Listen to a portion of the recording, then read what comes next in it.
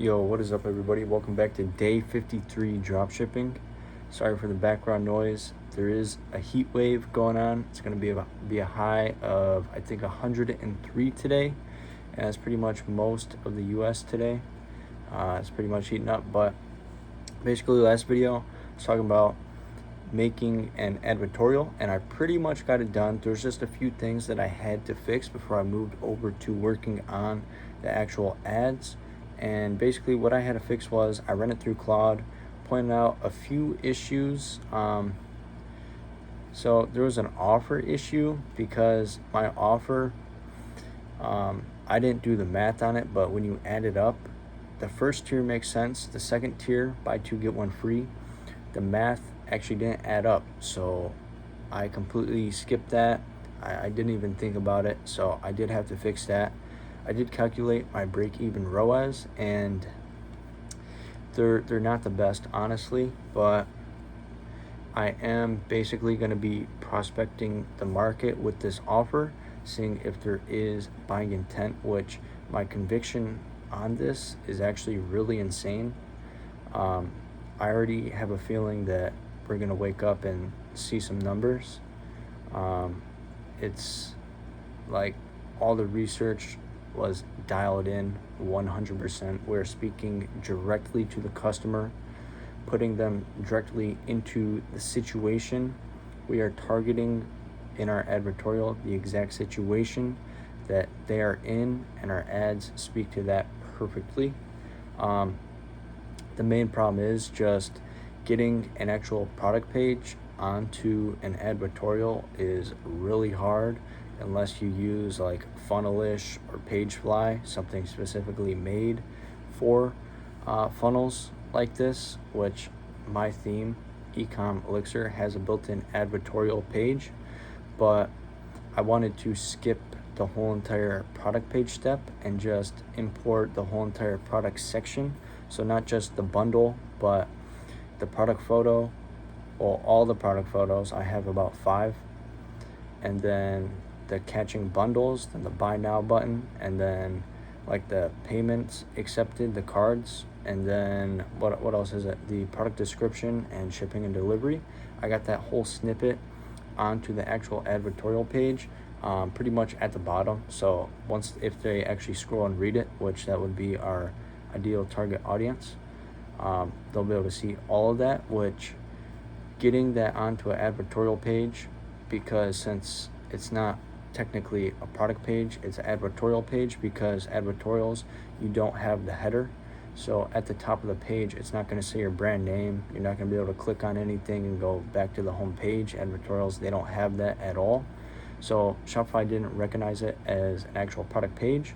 So getting a product onto an advertorial page was a big problem that I had to fix. It was a lot of custom code with ChatGPT, back and forth for probably 3 hours, because at first I was just going to do like a product photo and then get the catching bundles in there, but then I couldn't get the buy button in there because that links back to a product page and it's not a product page.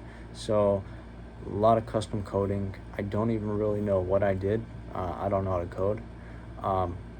But it was probably a 15-step process where I did actually have to go into the theme editor and change the liquid code, which is different from just injecting code onto a product page. It's a little bit more advanced by that, and you got to go line by line. But overall, we did get it fixed, and Claude did point out just some minor issues, a lot of compliance stuff that I didn't realize.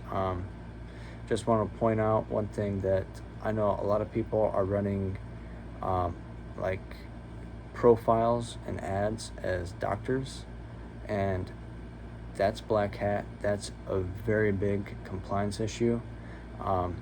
Obviously, I don't think anything would really happen besides the profile getting taken down, but that it is still pretty, I mean, it's not like black hat reoccurring revenue, but it is semi black hat to be running a doctor profile and coming off as a doctor when you're a drop shipper. So there's that. And I am guilty of that as well. I forgot that my advertorial, the like where you have the picture of the person written by this person. I'm not gonna say the name, obviously. I don't want to leak anything, but I did have it as not a doctor, but someone in the medical field, and I ended up having to change it because I was like, yeah, Claude's right. Like, it is just black hat at the end of the day. You don't want to misconceive people, if that makes sense. And then after the advertorial, we got straight working on the ads. We got 24 ads done, and I did want to go over that quickly because we're basically changing everything. So the past 50-ish days, we've been running basically ads that convert and talk about the product and solution. When you're running a video or even a static, your copy is going to talk about your product, and then you're going to send it to a product page and hopefully convert. So with an advertorial, the main goal on the ad isn't to even convert, not even promote the product. It's really to just drive the click, but you got to do it in a way so that your ad speaks to a certain audience, which is going to be your target audience. So instead of targeting your product in the ad, target more of the solution and emphasize the problem. So basically, let's say you're running, it's kind of a difficult example right off the top of my head. I don't really have any problems in mind. Okay, let's say you're talking to people that are on a ton of caffeine, more caffeine than they should, and they get jittery, nervous, and they're crashing constantly and having to keep on drinking more and more. So if you had, let's say, a supplement that is more natural energy where you can cut back on the caffeine and kind of stay steady throughout the day instead of energy drink up and then, a few cups of water down and then you crash from the caffeine. So the ad would kind of be like, it would probably be third cup of coffee, still fatigued, somebody looking really tired with their hands in their face, and then you would crop the photo and then have bold red text, third cup of coffee and still fatigued. So you're not talking about the product, you're not selling anything, you are emphasizing the problem, and then your advertorial is going to have the solution to that problem along with the product. So that's basically how it goes. It's very similar to native ads, except these are a little bit more problem focused because native ads, they don't have bold red text scroll stoppers. They're just a simple photo.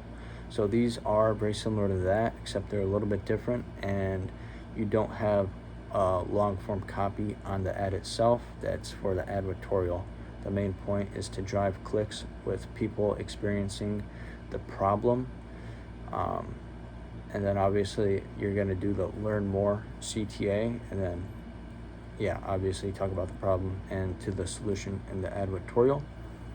And I feel like the funnel setup is perfect. It goes ad, advertorial, checkout. Like there's no product page, there's no this and that going all over the website to see possible other mistakes. It's pretty simple: ad, advertorial, checkout. And I haven't really seen this done before.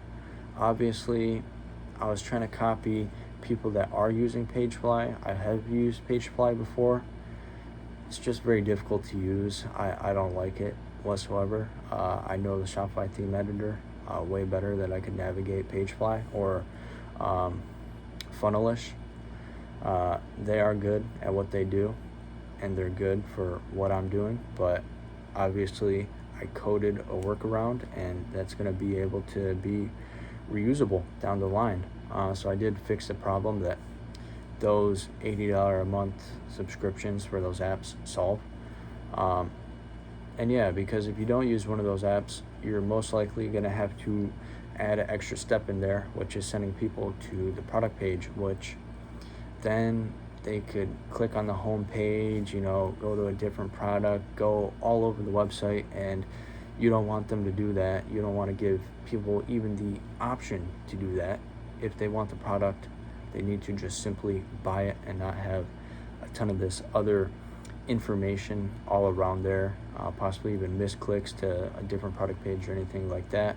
So I try to keep it as simple and basic as possible, and it just reads so smooth. My conviction is just really good for this product. I've used not this exact product, but the formula in it. I've used it before. It is a supplement, of course. We are running monthly reoccurring. The next thing for tomorrow is basically look at the results, see what the bounce rate is. Obviously, the ads with the biggest CTR, click-through rate, the ads that get the most clicks for the cheapest amount of money, we are gonna double down and create some variations. I did test, so we did launch 24 ads. I did test a black background and a white background with bold red text.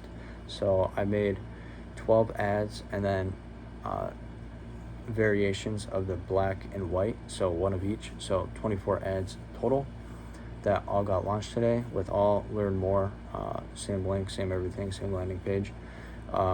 So we're basically just going to analyze that. It is a new ad account, so I did put the budget to $150 per day. I don't think it's going to spend anywhere near that, just because first time running ads on a new ad account, it's always going to spend very, very slow. Like, honestly, I don't even know why I said I'm going to expect sales when I wake up, because realistically, by the time I wake up, it's only going to probably spend like $20, which just really isn't enough data whatsoever. It's going to probably take a full 48 hours with active ads on, with a decent budget above $50 to even spend the full budget in a day. So, but I don't know, it's weird. Sometimes it will, sometimes it won't. Most of the time it won't. It'll spend very slow, but we'll see what happens. And that's why I did put the budget up to 150, because I know it's not going to spend that much. I usually start at about 100, but that's about it for today. I can't think about anything else besides I really do have to think about the offer and possibly adding in another tier just to push higher AOV, because yeah, I mean, on offer 1 and 2, the way it's structured is I make about the same on them, because the first one is buy one for I'm not going to say an exact price. I don't want to say too much about it, but let's say $30. And then the buy 2 get 1 free, which is 3 bottles, 90-day supply. How much was it? It was it's about $70. So there's that. So 36, no, it was less than that. Well, these aren't exact numbers anyways, because I'm not gonna leak my pricing just in case someone scrolls ad library for ads launched today. I don't want to leak my product or anything, but yeah, basically the pricing, it does make sense for the customer, but as the brand owner, it doesn't make much sense, to be honest. It's not a scalable offer. It is a good offer nonetheless. It is a very good percentage off, and then a percentage off on the second tier, the 90-day supply. It's still it's actually 65% off plus get 1 free, which, to make that make sense, I had to discount the price a lot more than I originally wanted to, but I wanted to entice the higher AOV.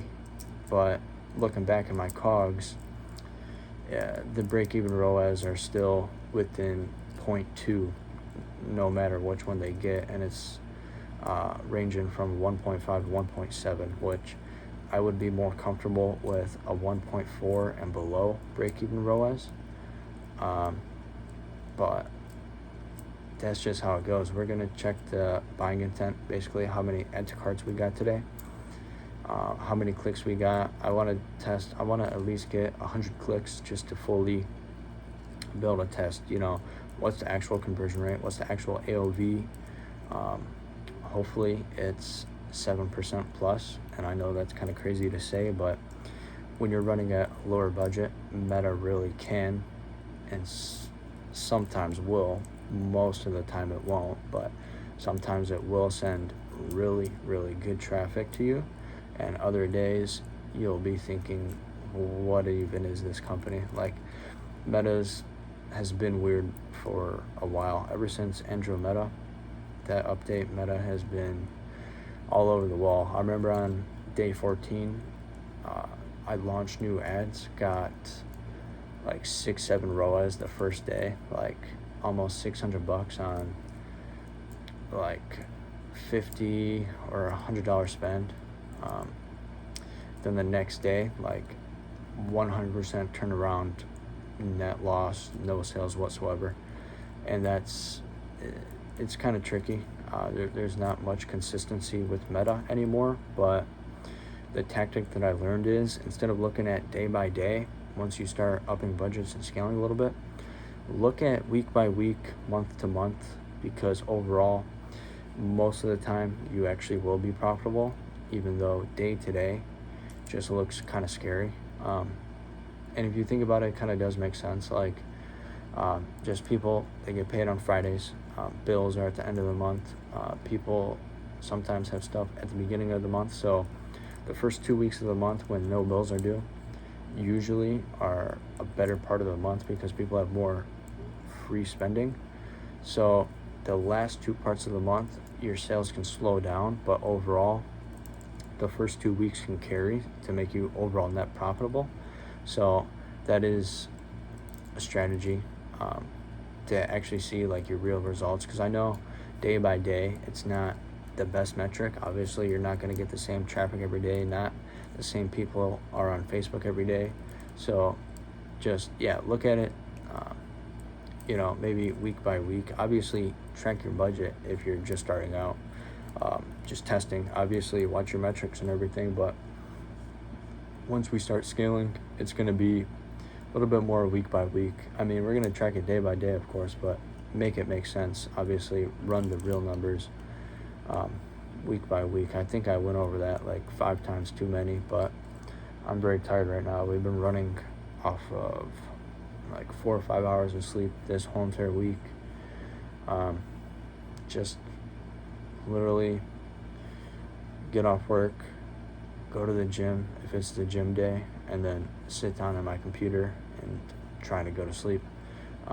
It's been hard to go to sleep, honestly, just because so many things are running through in my mind, but we made it happen. We made it work, so that's the moral of the story. But yeah, that's pretty much it for today. I don't really know what I'm going to do tomorrow.